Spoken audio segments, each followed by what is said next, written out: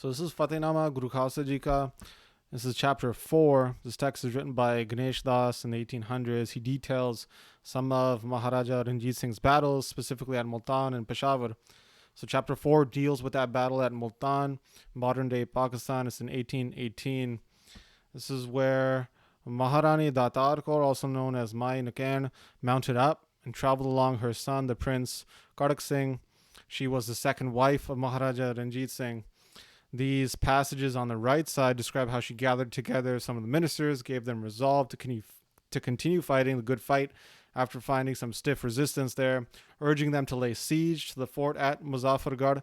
So one thing I love about this text is not only does it provide interesting info about who was involved, what happened, how it happened, but also sheds light on Sikh philosophy, practice, and even myth. So these writings here at the start of chapter 4 describe how the Singhs were waking up early at Amrit Vela, how they were reciting Gurbani, how that recitation of Gurbani in the early morning was like birds chirping and singing upon the arrival of the sun, how that arrival of the sun, that illumination, and from the happiness that the Singhs experienced from Gurbani was like the destruction of moho, or attachment within oneself, from the arrival of Brahmgyan. So another interesting component about this is the intertextual relationship between historical texts like this and Gurbani.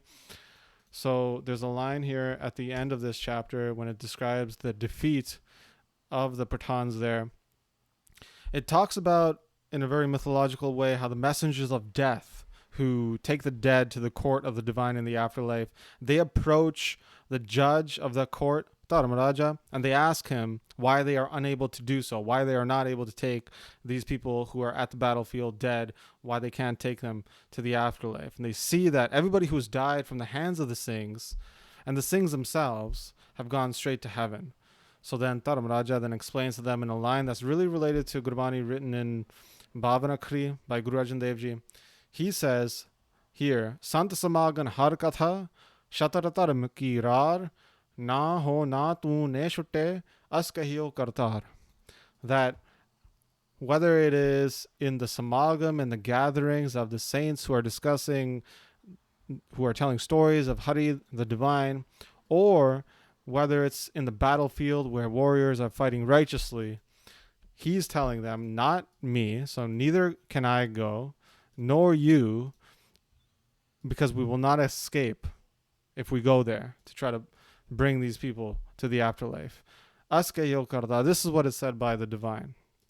It's very, very similar to a line written by Guru Arjan Dev Ji. Je sadhu govid bhajan kirtan nanak neet ana ho ana tu ane shutte hai nikt na jaiye ho doot.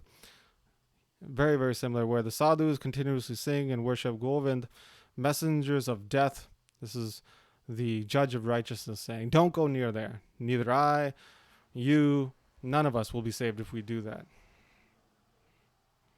So it's a beautiful way to see how some of the historical texts must have been quite proficient in reading Gurbani while they were writing their historical documentation of contemporary events for them.